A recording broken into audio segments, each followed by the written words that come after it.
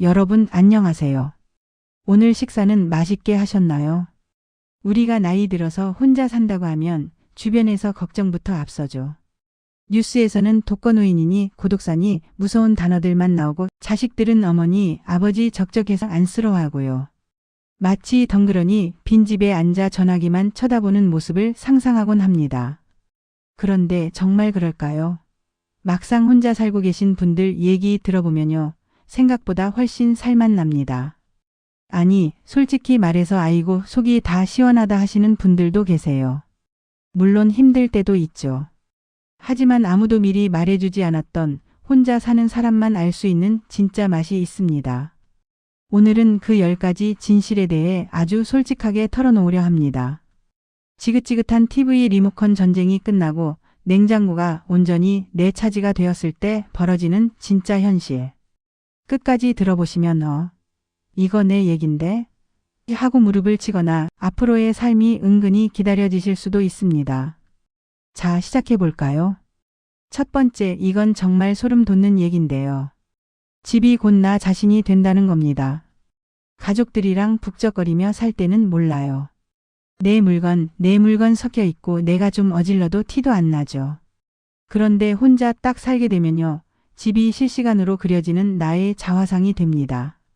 현관문 딱 열고 들어갔는데 신발이 가지런하고 거실에는 내가 좋아하는 화분이 파릇파릇하고 은은하게 섬유 연재 냄새가 난다.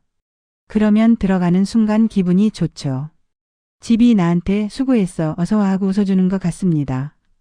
고개를 살짝 저으며 반대로 만사가 귀찮아서 며칠 놔뒀더니 싱크대엔 설거지가 쌓이고 소파 위엔 입던 옷들이 뱀 허물처럼 널려있고 바닥엔 머리카락이 굴러다닌다. 그러면 그 집이 나한테 소리를 지릅니다. 진짜예요. 빨래 더미가 저한테 눈총을 주는 것 같다니까요. 아이고 좀 움직여라 하고요. 여러분 혼자 산다는 건요. 아무도 안 보니까 대충 사는 게 아닙니다. 오히려 나라는 귀한 손님을 매일 맞이하는 공간을 꾸미는 거예요. 다이소에서 산 2,000원짜리 꽃병 하나라도 식탁에 놓아보세요. 내가 나를 대접하는 그 기분, 그게 혼자 사는 품격입니다. 두 번째는 침묵에 대한 이야기입니다. 한국 사람들, 특히 적막한 거 참 못 견디잖아요. 집에 들어오자마자 습관적으로 TV부터 켜는 분들 많으시죠?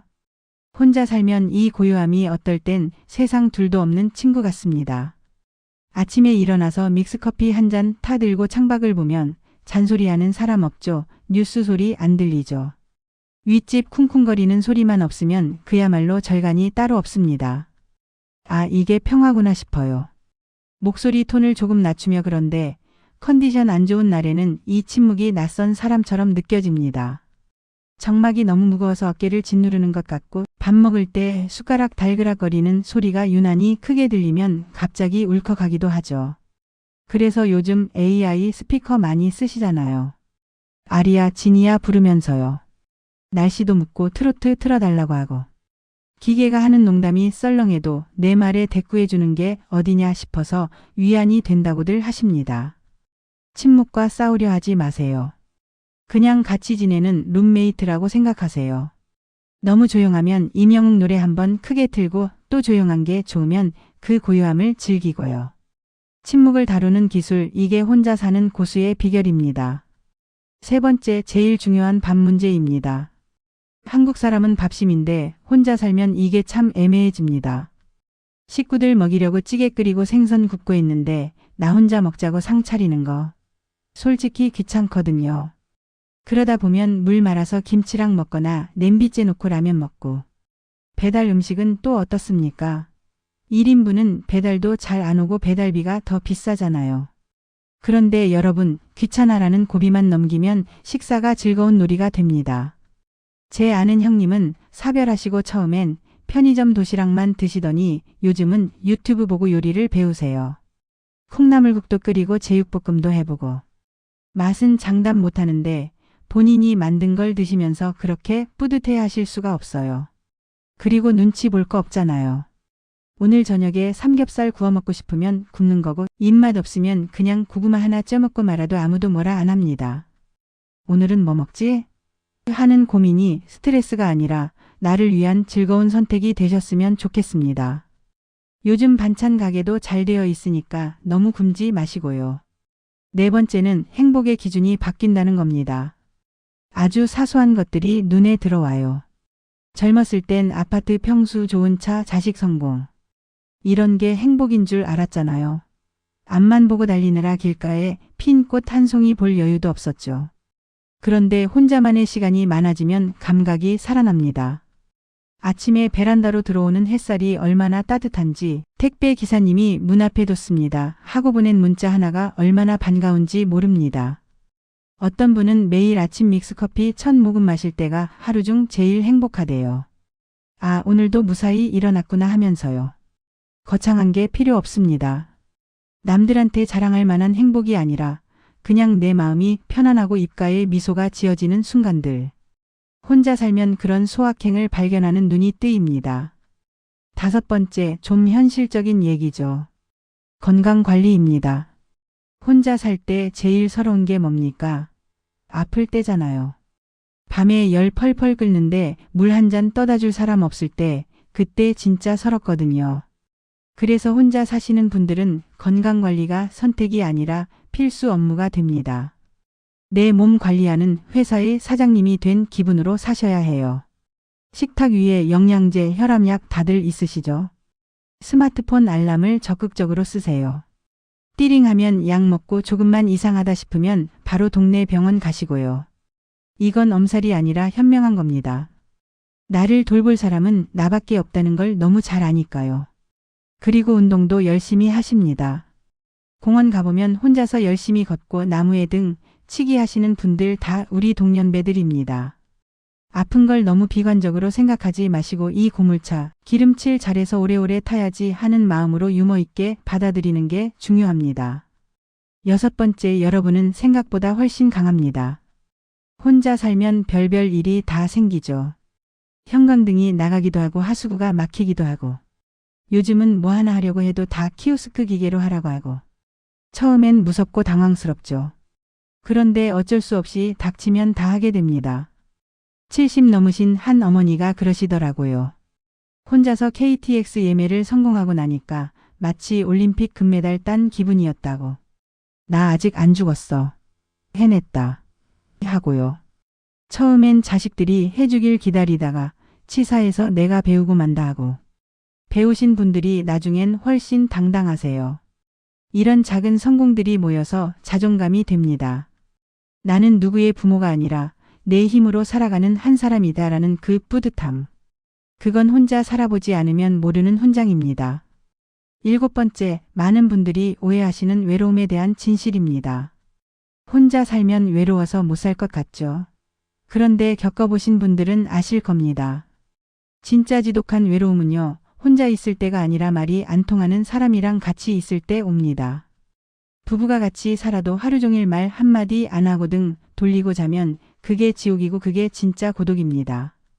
오히려 혼자 되시고 나서 얼굴이 훨씬 편안해지신 분들 많아요. 화병이 사라졌다고요. 물론 명절 때나 생일 때 좀 쓸쓸할 순 있습니다. 하지만 그건 잠깐 지나가는 파도 같은 거예요. 우리에겐 자유로운 고독이 있잖아요. 내가 읽고 싶은 책 실컷 읽고 낮잠 자고 싶으면 자고. 외로움을 처량하다고 생각하지 마시고 오롯이 나를 만나는 시간이라고 생각해 보세요. 여덟 번째, 돈 이야기입니다. 혼자 살면 관리비며 겨울철 보일러비며 오롯이 내 몫입니다. 보일러 틀 때마다 손이 떨린다는 분들 계세요. 나 혼자 따뜻하자고 이걸 틀어야 하나 싶어서 전기장판으로 버티기도 하고요. 비빌 언덕이 없다는 게 좀 불안하긴 합니다. 하지만 반대로 생각하면 돈 쓰는 결정권이 100% 나한테 있습니다.